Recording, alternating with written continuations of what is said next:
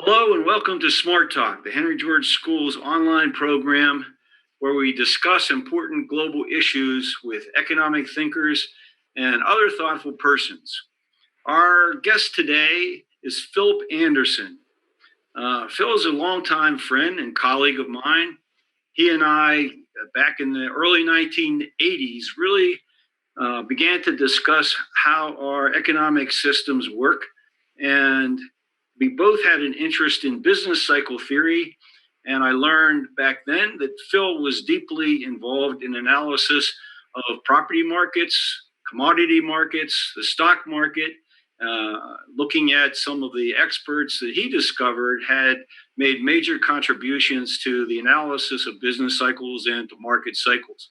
So here we are in early 2020, and the global economy is best described as perhaps in something of a chaotic situation.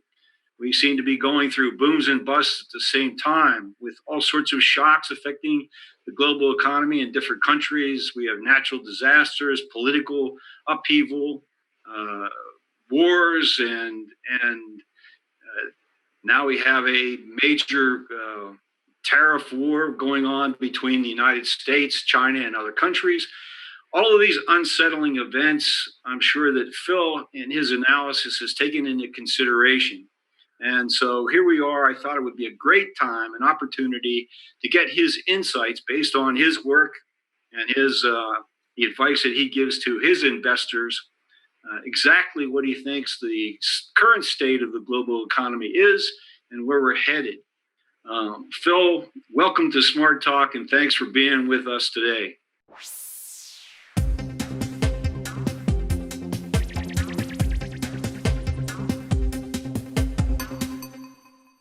Yeah, hi Ed. It's really good to catch up with you, as always. I think the last time was in Melbourne, was it not? A year or two ago? Yeah, a couple years ago, and I'd love to have you back in the States and spend some time with you again. Yeah, we've got to do that. Yeah, it's an interesting state of affairs at the moment. But Ed, as you know, I find one of the great ways to view what's happening at the moment is to study US history back in 18 to 20 year cycles. It comes out at 18.6, what I do, but it really helps me put some perspective on what's happening now, so I can get a good idea of how things go, if that makes sense. And the way I do that is just look at as a rough guide, United States American real estate. Since way back to 1800, it's been a very regular pattern, and it's 14 years of rising prices, sometimes punctured in the middle of that around about year 7 with a bit of a recessionary type small downturn, but otherwise 14 years up, and then it's 4 down. We get the extreme after 14 years, and then we panic. And it's been a very regular pattern. In fact, it's been so regular it becomes hard to believe sometimes that things can be as regular as that.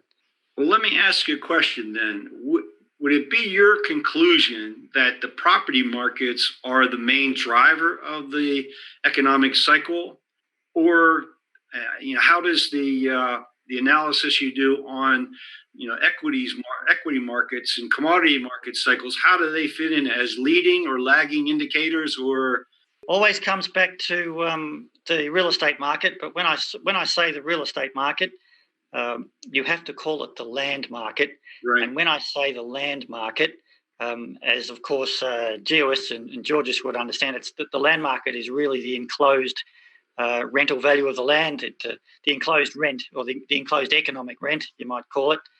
I don't want to get too technical with those things, but the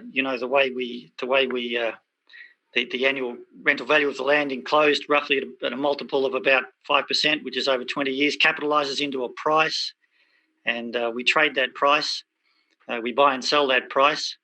What makes the cycle so pronounced now since about the Second World War is that the banking system, they have learned to monetize that that enclosed rental value, that enclosed economic rent, and that has made the booms much more pronounced now. A really significant move in the 14 years up, and of course, the higher the boom goes, and the height of the boom is determined by the amount of credit that the banks create. That leads, of course, then to the bust. And since the Second World War, you've seen that the Federal Reserve and the other agencies, the other central bankers around the world, they've had to come up with ingenious ways of ameliorating that collapse after the 14th year, such that the system doesn't collapse. And as you saw after 2008, 2009, the ingenious way the banks had of creating, trying to inflate the system, which really just alleviates and ameliorates the downturn, such that we move into the next one. And it's been a regular thing. So that's the boom bust these days.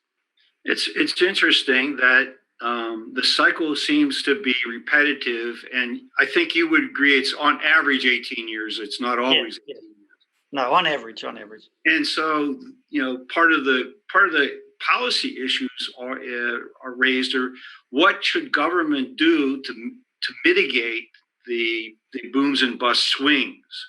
That seems to be a real difficult, problem for governments all over the world, knowing what to do. And in the United States, for example, you alluded to it, after the 2008 crash, the Federal Reserve here reduced interest rates to very, very low levels, trying to basically prop up the property markets to bring them back from their initial decline.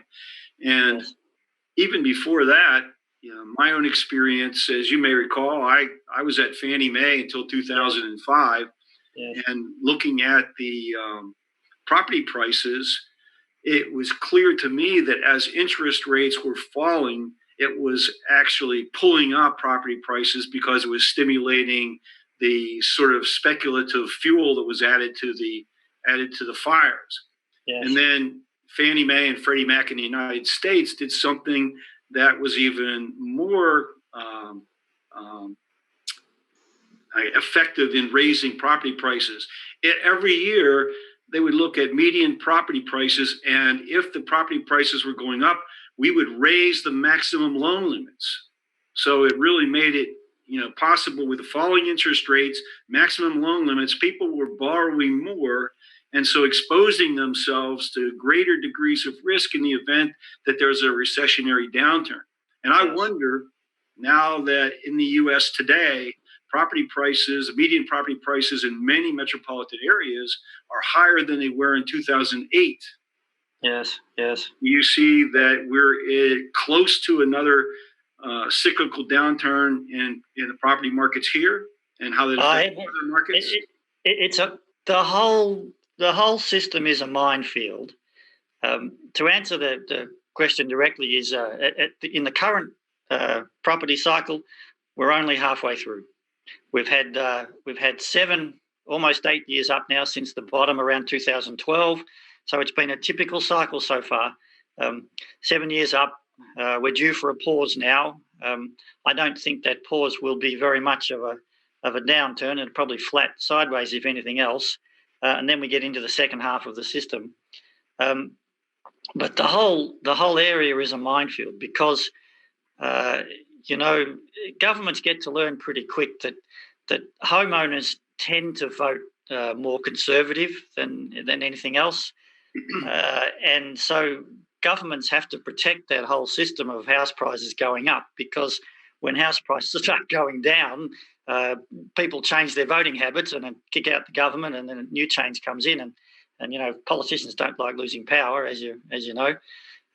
Plus, also, as you've seen with the current president in the United States, that he's doing everything possible to augment the system, spending a lot of money, and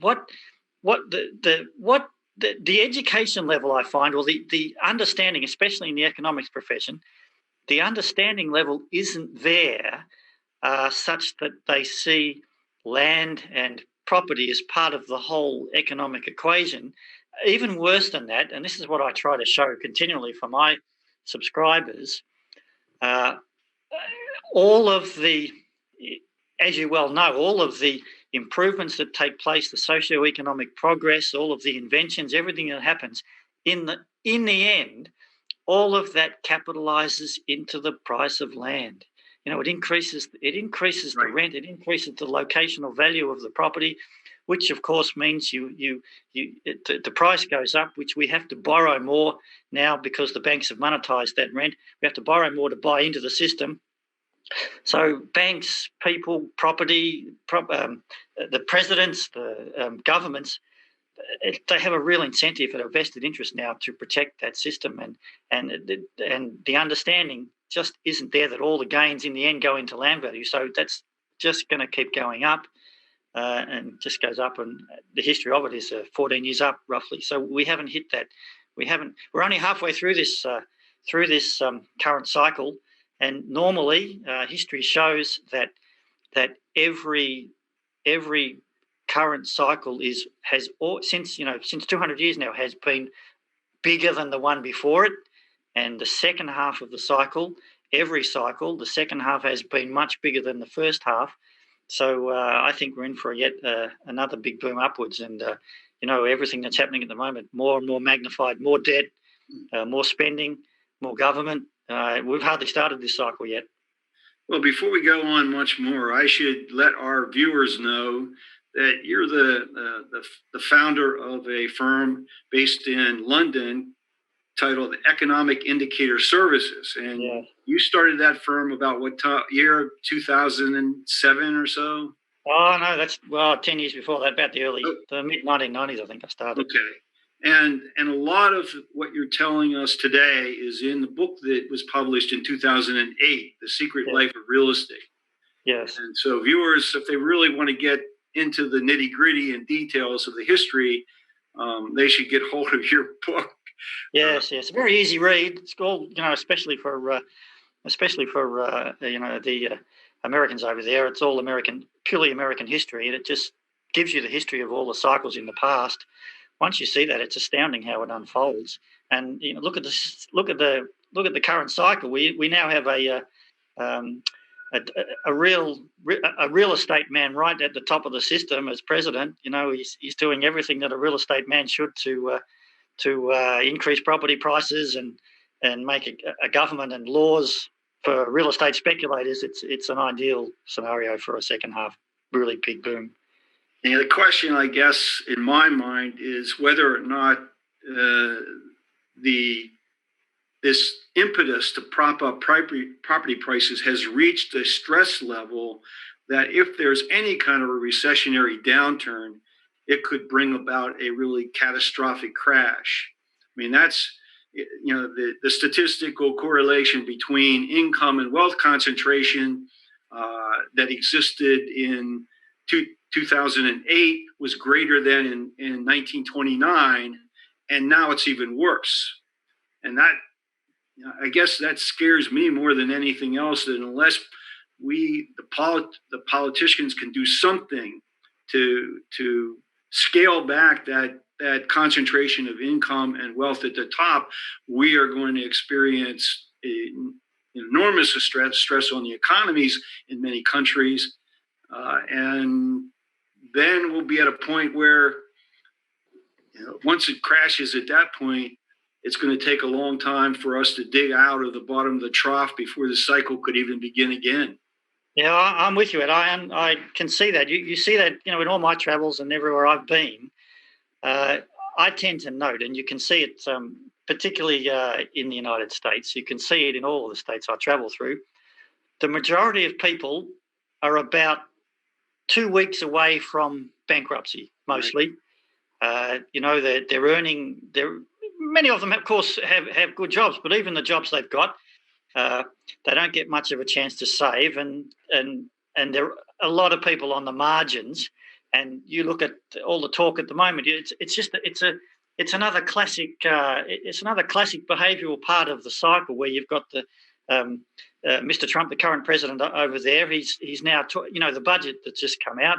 It's more military spending. It's more spending on pet government projects, and he's now and more talk about a shot at Mars, so spending for all of that, and yet then he turns around on the other hand, and he's trying to do everything possible to eliminate social welfare benefits and food stamps and take that away from the marginalised. All of that is a classic build-up towards the end of the cycle, and so as we go into 2025 and 2026, and I think if history repeats, 2026 will be the peak, around that year, there'll be a lot of credit being created. I would not be surprised at all to see US unemployment go even lower than it is now. It'll smash record lows. Things will look really good. Lots of credit. There'll be more spending. The big loans will be available. Banks will find new ways of lending. There'll be the currencies and the blockchain and cryptocurrencies and everything else, and things will look really fine. But that'll be looking that way because we're creating so much credit on the surface, and nobody will be paying attention to all the statistics that you provide, Ed, which are really good, where you can see the people that are on the margin. You can see that actually, on the surface, things look really good, but as you've shown, underneath, you delve down a little bit, and things are not looking that good at all. And history shows is that a worldwide observation? Is that an observation that you would make about most of the countries in the world, China and Japan included, et cetera? Well, yes, I can give you an example. I'll give you just a personal example. As you know, I spend quite a bit of time in Jakarta these days. And Jakarta in Indonesia is a wonderful place, a fantastic place to live. And, you can get your servants, and there's quite a lot of big wealth disparity. But you get a lot of things delivered with Gojek and deliveries and stuff that all come through their motorbikes and stuff. I'm quite partial to, just to give you a personal example, I'm quite partial to the Indonesian sweet potato.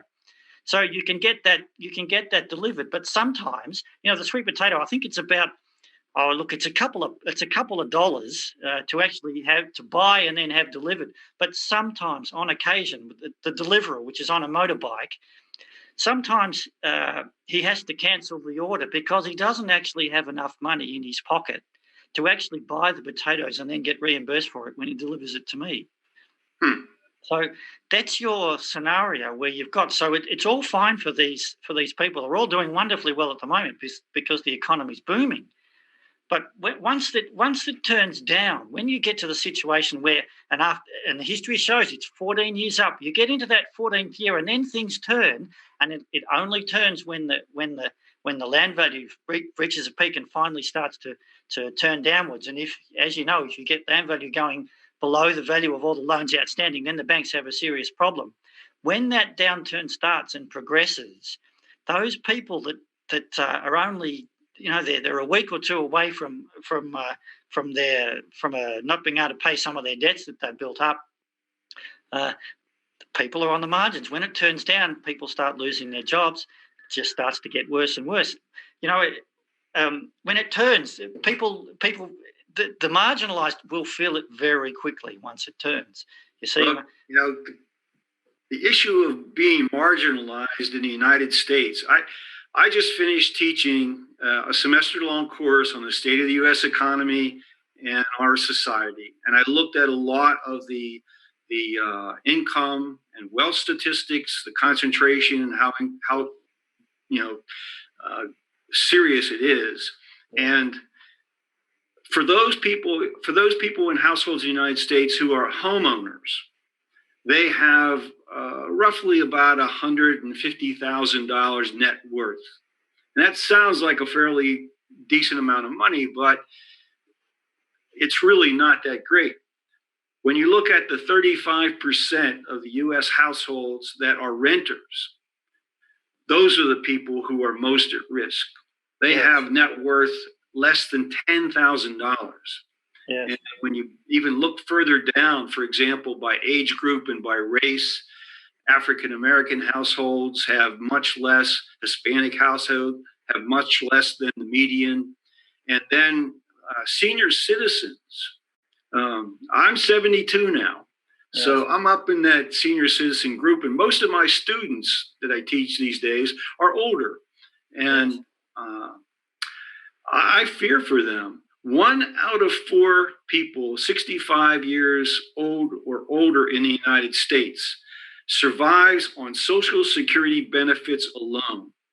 They have no savings, no pension. Yes. And if the current administration here follows through and it was successful in cutting back on Social Security benefits, I don't know what would happen to those people. Yeah, no, I understand. It's they're on things don't need to turn down a lot to start getting a number of problems. But having said all of that, um, I'm actually very bullish overall for the 21st century.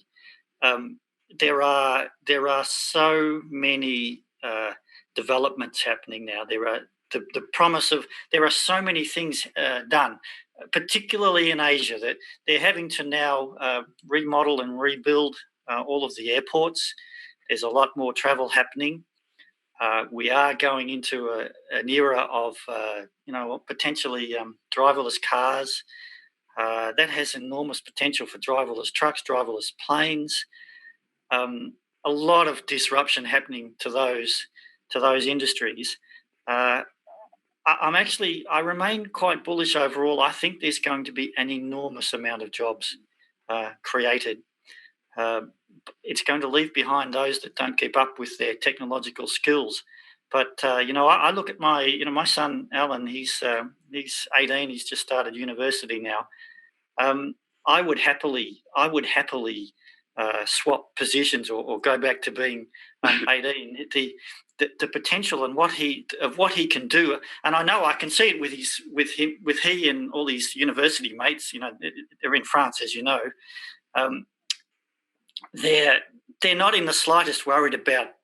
They've got very few worries. They're not in the slightest worried about the future at all. They know that the future's different. They know that they've got more edge and potential than their parents and I have. I mean, he just laughs at my tech skills. He's got enormous potential, and the stuff that they're doing. The job that he might end up having in a few years' time probably hasn't been invented yet. So talking about, I know a lot of people are on the margin, and statistics show that underneath the economy, especially in the United States, things can be grim. But at the same time, I think we're going to see a whole 21st century of interest rates extraordinarily low, very little inflation. That's very good for firms and for people that can be creative and develop stuff, because they can take that long-term picture, because there's no inflation. That's very good for creativity. We'll get flying taxis. We'll get. It mightn't happen in the next 5 years, but it is coming. That will fundamentally alter the locational value of practically every city. It's just going to change everything, and it's going to create some enormous investment potential that people will take hold of. You can see it. I see it with Amazon, for example. Where Amazon buy into the groceries field in the US. The Jeff Bezos there. He's looking at drone delivery, and the potential is just absolutely enormous, Ed. So I'm excited by all that at the same time. Yeah, I am too. The level of innovation that's occurring all around the world, really creative people doing remarkable things. I guess I go back to basics. Coming out of the housing sector, and particularly, my knowledge is about the U.S. markets. Yeah. The absence of affordable housing for young people in the United States, where it's like wherever there are jobs, there's no housing. Yeah, if you don't need to work, you can find affordable housing, and you can find a lower cost standard of living. But if you need to work, and even if you're in a high tech area and you can work from home, or you can work from a distance from a central place, it's still very expensive for young people to enter the housing market. My feeling is that we have to do something as a social policy to create affordable housing, because we're not going to tame the land markets. I mean, even everything you said so far suggests that the land markets are still going to climb and climb. Yes. And well, that's the thing. As you know, it's the fundamental fact that just gets overlooked and isn't understood. Is the fact that at the end of the day, the land value takes all the gains. As I'm quite fond of saying, if gravity had a vested interest like the real estate market does, if gravity had a vested interest, we wouldn't have discovered gravity yet and all the laws. You see, because the whole system has a vested interest in keeping that fact from most people, and so it all builds into the locational advantage. And as you say, where the locational value builds most, you only have to look at Seattle, where Amazon is, that the massive building that they do and taking up of all the space, it just makes housing unaffordable for the very people that have to work there. And how nobody sees this. And then, of course, you get Microsoft and Amazon coming forward with all these programs, because they've got stacks of money, all these programs to try and make housing affordable, which, of course, as you know, simply adds to the price, because they're trying to provide loans for people. It just allows them to bid more for their house. When do you think people are going to wake up, Ed, about all this? I just don't see it. I don't know, Phil. I've been teaching political economy based on Henry George's analysis for 4 decades now, and I was an insider in the industry that helped to fuel the market dynamics that we've all experienced. And I don't know. The experts, I worked with very bright people who wanted to do good and really, yes, wanted to do well by doing good. Yes. We're not trying to take from people without offering valuable services in return or products in return. And still, it was very difficult to get anyone to really pay any attention to the underlying land markets that were driving the property markets as a whole. We were constantly just trying to put band-aids on the problem, and that's why I guess I'm more I won't say cynical, but I'm concerned that unless we do something in every country that has this dynamic going on about providing affordable housing, whether it's by creating community land trusts or by the local communities subsidizing the construction of affordable housing with deed restrictions, that we're going to set ourselves up in virtually every country for a really, not just an economic problem, but a really social problem. Ed, maybe you can explain something to me on that situation. Why in America does absolutely nobody ignore or pay attention to the system they've got in Alaska, where they have what's called a citizen's dividend, which actually is taken out of the rent, and it was set up by a Republican, very conservative governor back in the 1970s that decided that they would take the oil rents and the rents of some of what they do and mine in Alaska. So every Alaskan citizen gets about $1,500 US every year. So for a family of 4, that's about $6,000 or $7,000 every year.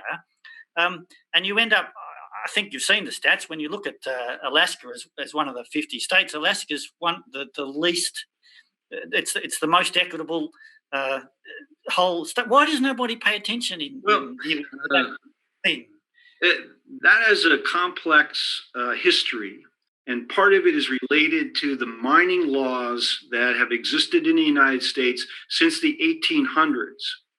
And those mining laws are very generous to companies that extract minerals, timber companies as well. Of course, they were paying the politicians to create the laws, of course.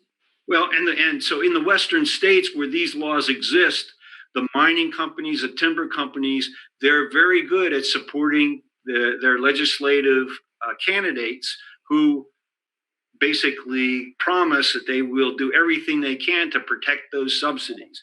Now, Alaska was a new state. Though, Ed, when you talk to Alaskans, if anybody in Alaska sought to change that citizens' dividend that they get, there's absolute uproar. Nobody wants to touch it. Once the people get it. Yeah. Well, you have to remember, Alaska did not become a state. It was a territory until 1959. And so you had a whole different population of people settling in Alaska. They did not have the same sort of political system that the other states had. And so when it finally became a state, you had a whole different attitude about the relationship between the citizens and the resources in that state.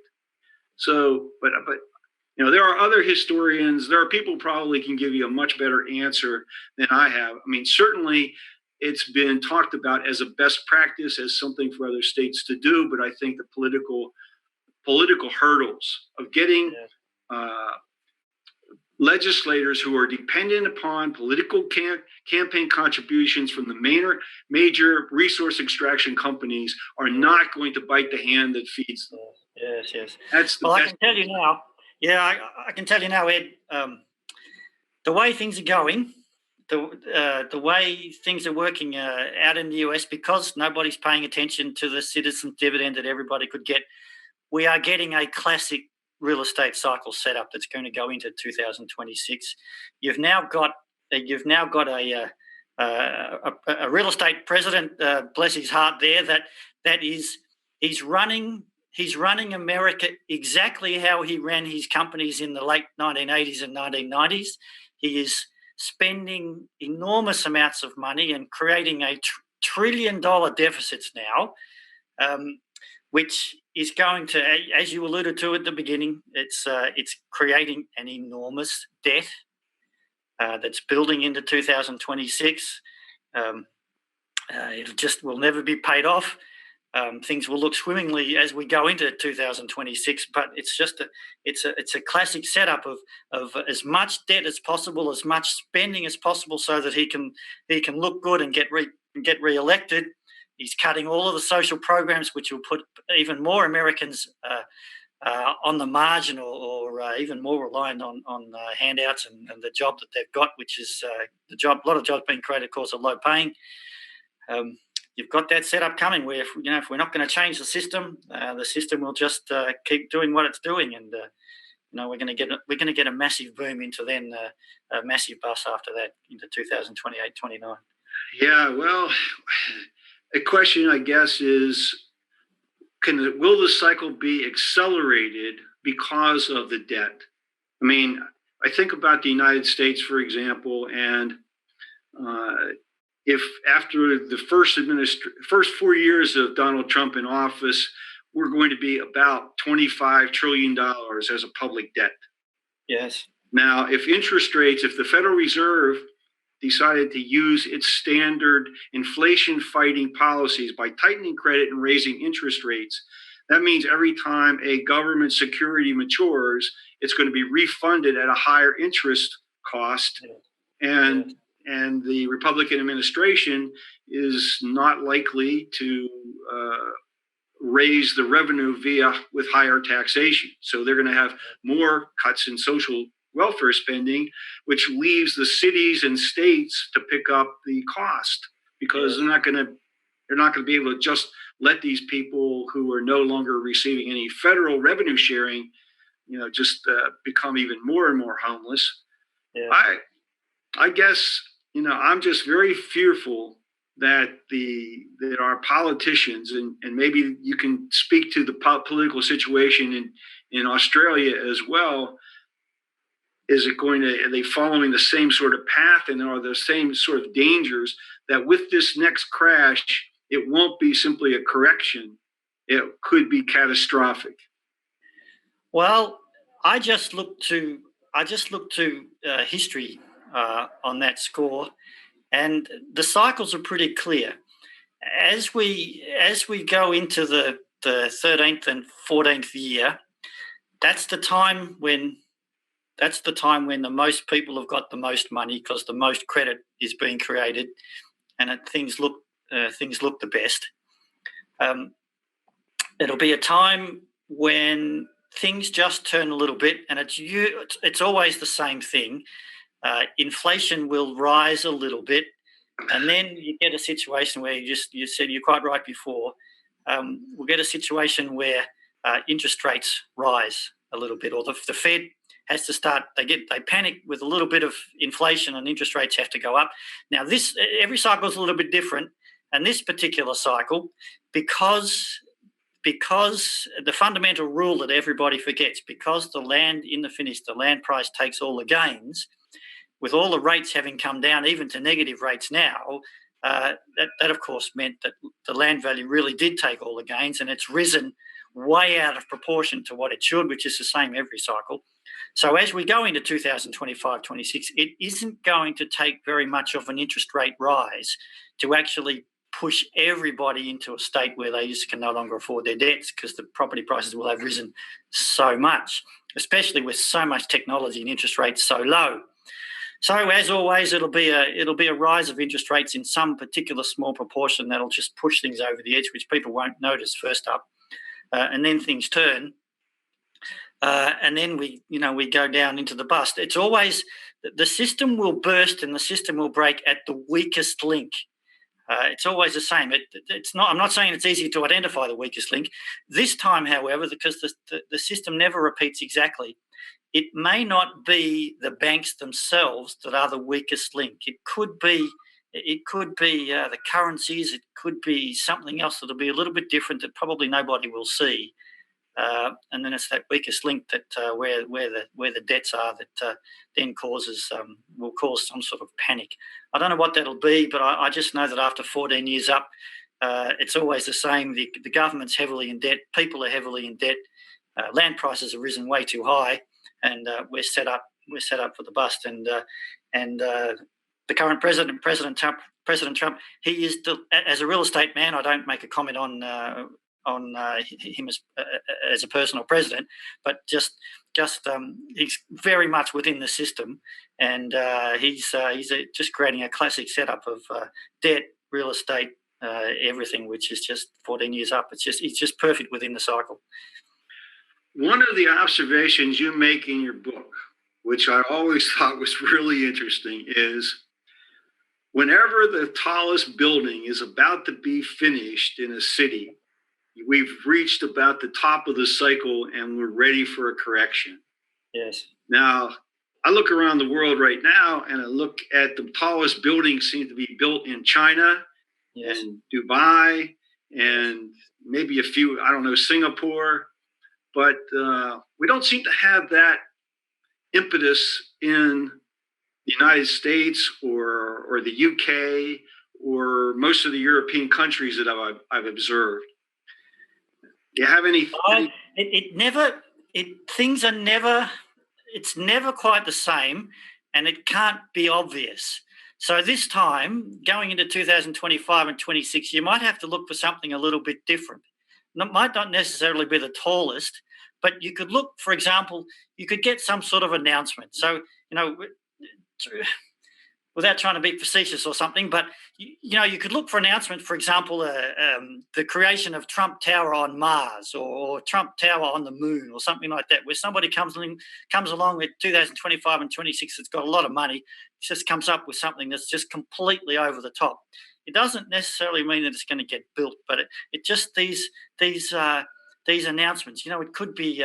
It could be some new technology or something that allows something outrageous and new to get built, and suddenly everybody pours into that sort of thing with all their money, and then we're set for the top. So this time, again, there's so many new buildings, so many tall buildings being built. It doesn't necessarily mean that we'll get exactly the same repeat, but I'm confident that after 14 years up, so it's 14 years from 2012.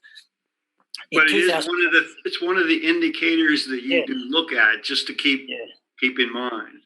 Yes, that's right. And you want to watch for some enormous announcement, of some sort that's just going to just put things right over the top. What about the tariff war that's going on right now between the United States and other countries? Studying Henry George as I did, I really came down on the side that, we need to work for free trade, and that protectionist policies are certainly not in the best interest of any country.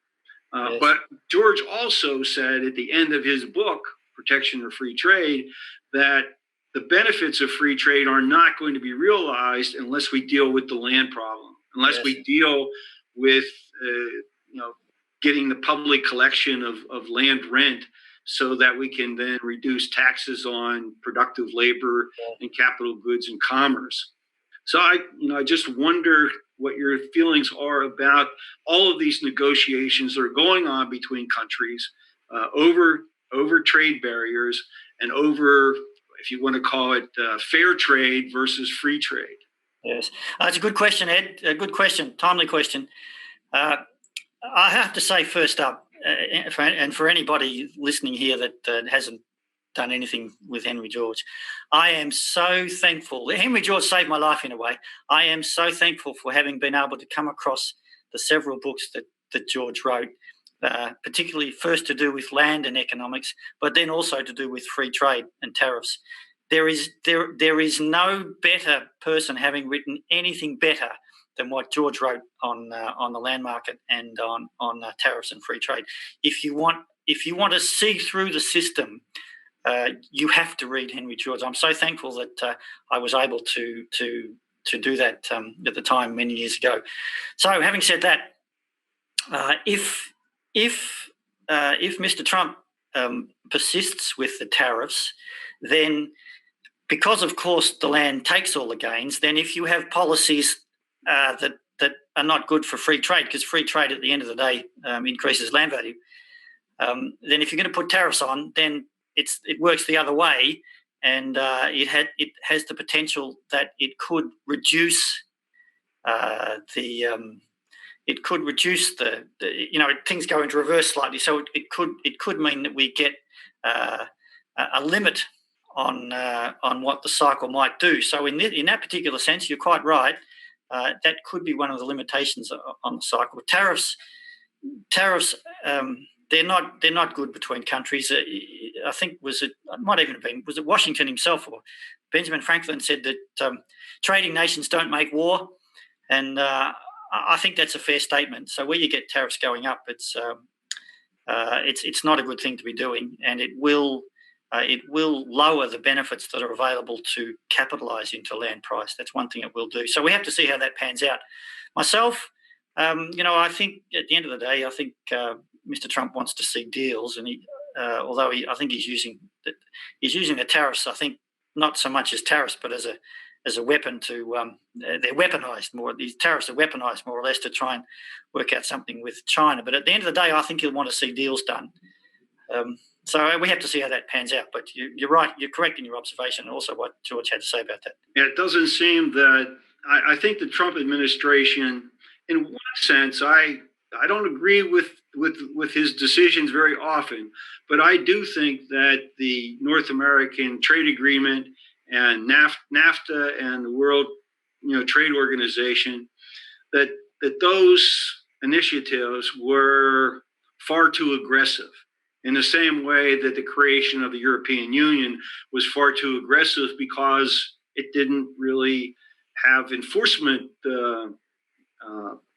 ability within a lot of the rhetoric that was going on. I mean, for example, how do you get European countries that still have very different cultural values and cultural norms and different budgets and tax regimes to use the same monetary system?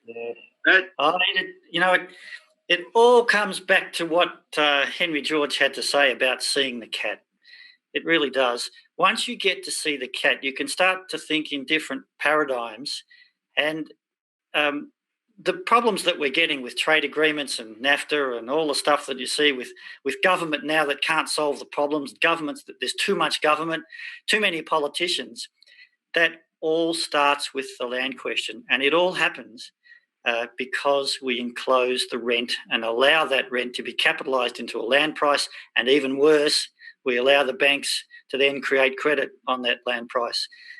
Once you've seen the cat, you really start to understand that if we freed up the land market, if we gave everybody some sort of citizen's dividend from the rent, and then didn't have any taxes on productive activity, none of these problems would come up, and people would see that the more you trade with the people beside you, and the better the community you create, the more rent there is. And because people would understand that once those benefits, they start flowing through into increased land value, which then is being distributed through a citizen's dividend, say, people would begin to understand that you'd want trade and you'd want to communicate with people and you'd want to create no barriers at all, because the less barriers you have, the more wealth you have, the more citizens' dividends you're going to get.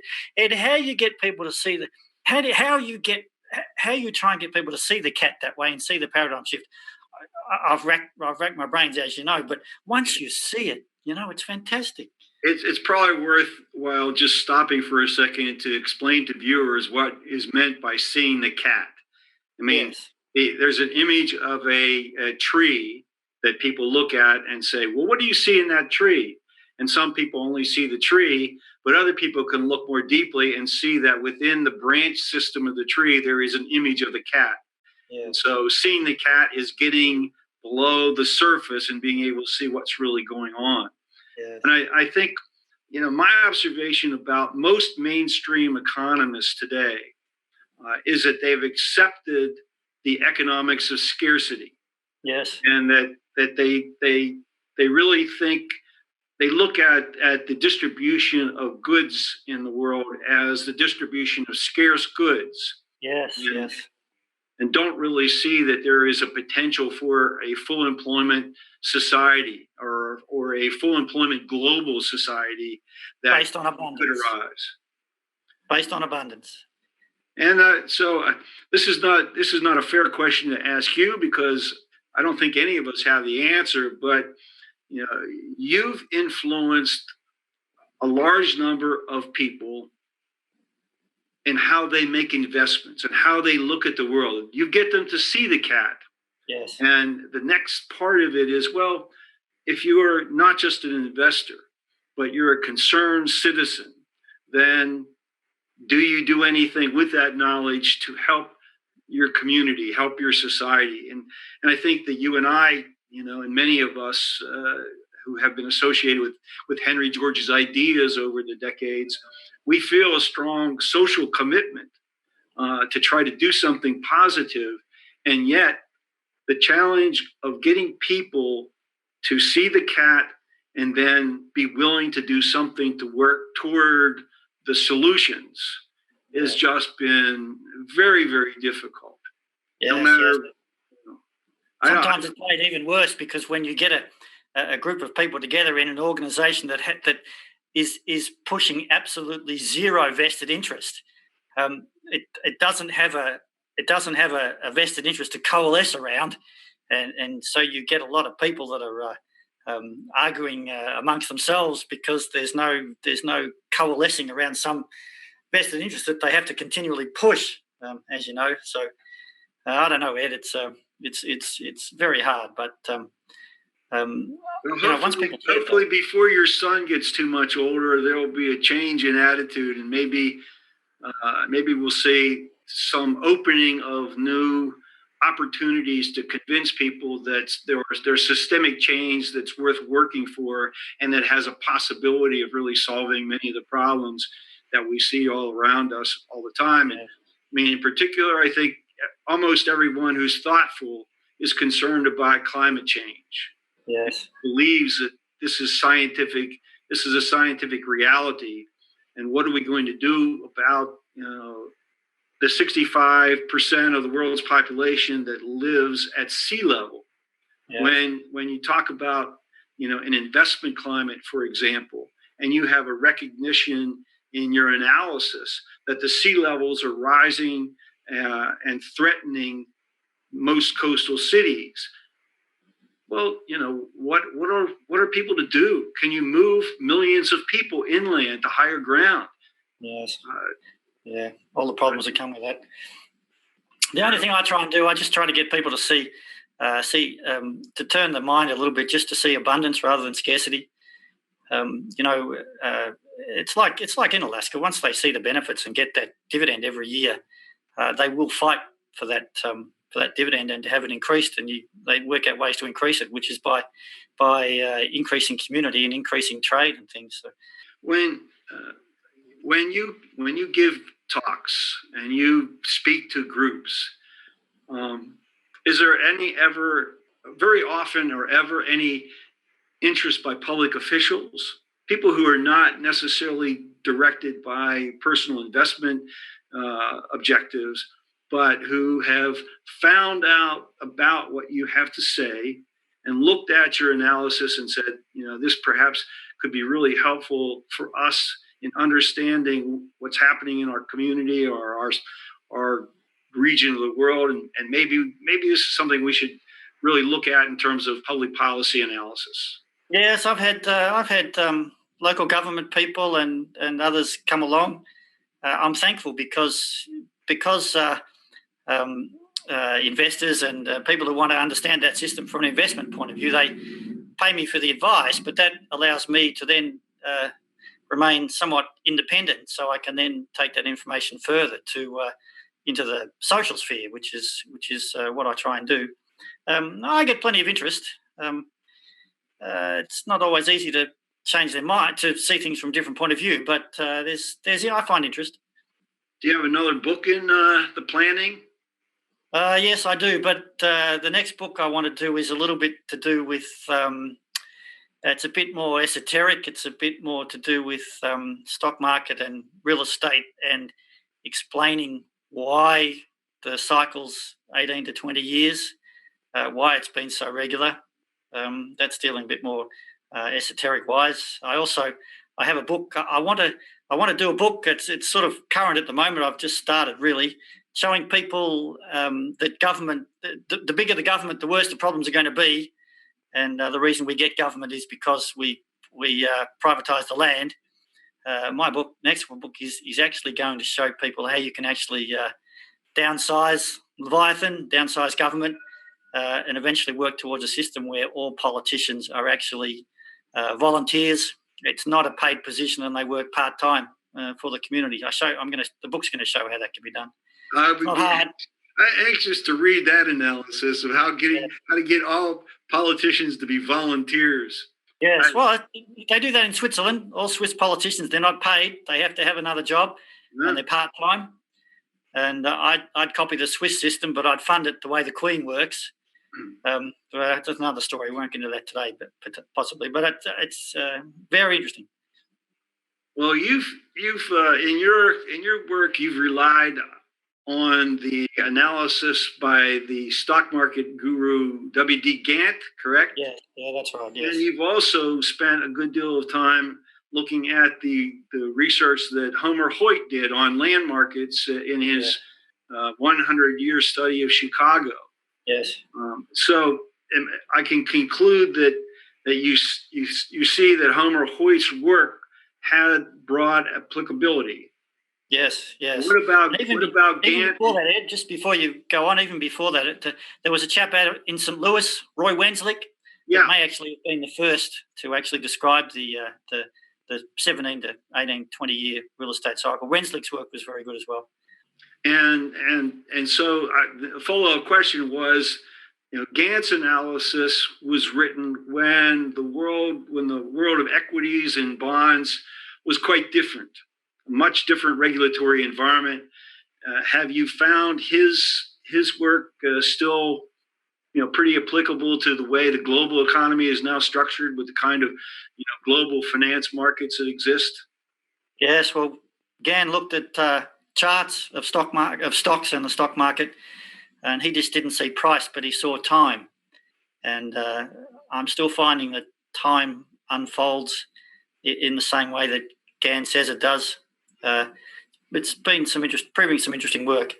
I've been able to overlay his work with the work of Hoyt and Wenslick and Henry George theories, of course, to show that at the end it's the land market that's the most important at the end, especially at the extreme. Can you explain a little bit what you mean by time as a critical factor? Well, you can take an event. You can take an event, and you can sort of work time in 360-degree circles. You can do that in minutes, hours, days, weeks, and years.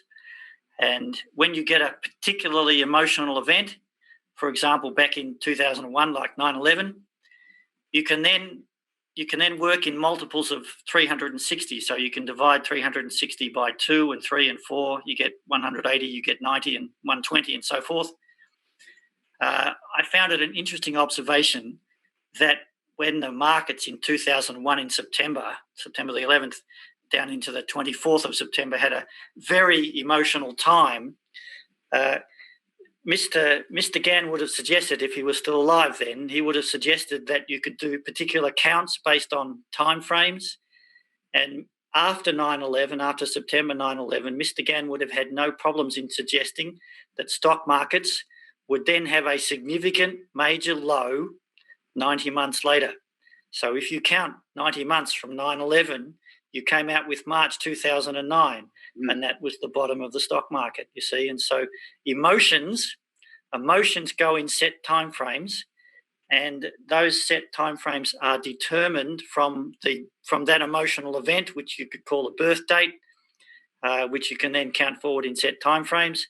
The interesting thing I've found about that is that you can apply that to people's lives as well.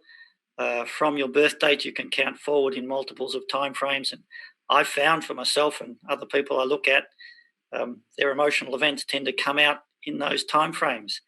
Once you start to work through that, you begin to see what Mr. Gann was really telling you is that the timeframes that you manifest are determined by what you create and what society creates. So that's why Henry George becomes so important and so critical to understand, because once you can free up the land market, the world and society can then begin to create far more beneficial things that work off abundance and community, rather than the selfish things we get created these days that are just built for everybody speculating. So Mr. Gann fits very well into the whole Henry George scenario. Fascinating stuff it is. Phil, when you're looking at your timing, your clock, yes, and you're looking at how the stars are aligning, yes, if that in any way conflicts with how you're feeling at the moment, yes, which side of you wins the battle? Your intellectual side or your emotional side?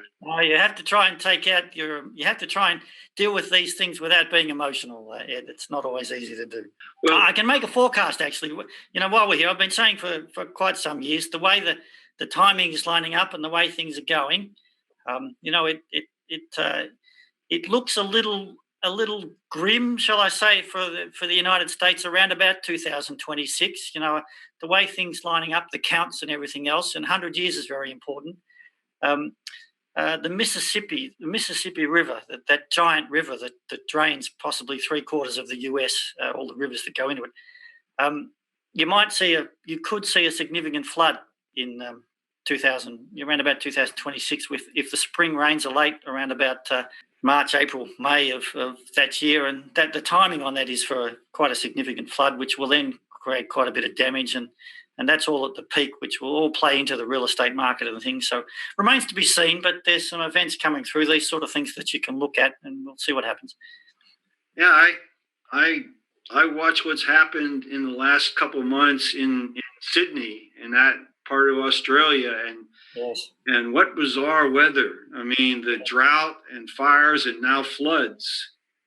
It seems like, this is the new normal. yes.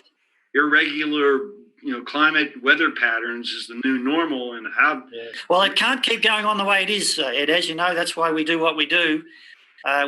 There's another billion people that are due on the planet by 2050. That'll take the population to 8 or 9 billion, whatever it is. Because land prices are so expensive in all of the major cities, people have to they go out onto the margins and they find the free land, which is of course what's happening in the Amazon. The Amazon and the rainforest, it's free. People can just go there and, like they used to do in the United States back in the 1800s, the margin, and get out onto the margin, and it's free. You take up your plot, you cut down all the trees, you start farming. Free land, you can get out of the city. All of the cities in the world, they're expanding. In Sydney, Melbourne, the cities are expanding at an astonishing rate. They're expanding into areas that probably we shouldn't be building in. We probably should leave that as nature and parks and things like that. So if a fire comes through, it burns like it naturally does. Doesn't burn up into all the property that everybody wants to then automatically rebuild. The world can't keep going on over the next 100 years enclosing all the land like it does, because then you'll get the problems that we've got. And the people cutting down the Amazon rainforest. All Georgists know why that's occurring. It's free land. If you just put a land tax or just start collecting the rent, none of that would be going on. It's just it's a tough one, but we can't keep going the way we're going. Otherwise, we're going to get the problems that we've got. We'll probably close this out pretty soon, but you bring up something that's I found interesting, and I make a point of discussing this with my students, and that is we have come to rely to a great extent on philanthropy to try to mitigate many of our environmental and social problems rather than relying on government. And part of it is because we're not funding government appropriately. And so a lot of the income and wealth is that's remaining in the hands of the very wealthy is finding its way into philanthropy. And in the environment in the United States, and you may be familiar with what's going on here, there are a handful of people that are buying up the country, the open land in the country in massive quantities. Yeah. Ted Turner, who made his fortune in media and probably with controlling broadcast licenses that he should have paid a lot more for, yes, has acquired something to the effect of 2.2 million acres of land, equal to the size of the state of Delaware. Yes. And on the surface, it sounds like, gee, why did we let that happen? But then he has embarked on converting that whole land back to its original state, which it was used to graze animals, cattle, sheep, etc. And he's converting it back to nature, which has meant that many species of plants and animals that were close to being extinct have come back on his land. And I talk about that in the classroom by saying it's fantastic that someone like Ted Turner is doing that. It's a great effort, but it is so sad that we have to depend on individuals with that kind of wealth to take care of the natural environment. That yes. If we'd only listen to Henry George's admonitions and collect the revenue as he suggested, that yes. we as communities would be able to take care of this in a way that we haven't thus far. Yes, yes. What George said, he said himself that the government would get as big as the problems that manifest because we enclose the land, and you see the result now, where it's just become absolutely outrageous. Yes. Well, Phil, before I let you go, yes. I'd like you to at least let our viewers know how they can contact you if they are interested in learning more about the work that you're doing. Your website address. Yeah, the first thing, of course, is the book, which I've had some amazing feedback on. I'm getting some great, some people are really writing back some interesting things. The book is The Secret Life of Real Estate and Banking. It is about American real estate and American 18.6 year history. And I've started something new now with my team out here. It's just simply propertysharemarketeconomics.com. If you Google propertysharemarketeconomics.com, you'll find me on that website, and you can just have a look around there. There's plenty of free material people can have a look. Well, I'll tell you what, it's been great catching up with you. And yes, I really appreciate, viewers need to know that we got you up at the crack of dawn in Jakarta in order to talk with us. Yes. So it's been a real pleasure, and I hope that if you make your way to the U.S., you'll look me up. And, yes, we have to catch up again, Ed. So, Phil, thanks so much. My pleasure, Ed. Thanks. Take care now. Well, that's it for this edition of Smart Talk. For more information on this and other episodes, please visit our website, henrygeorgeschool.org. I'm Ed Dodson, and thank you for watching this edition of Smart Talk.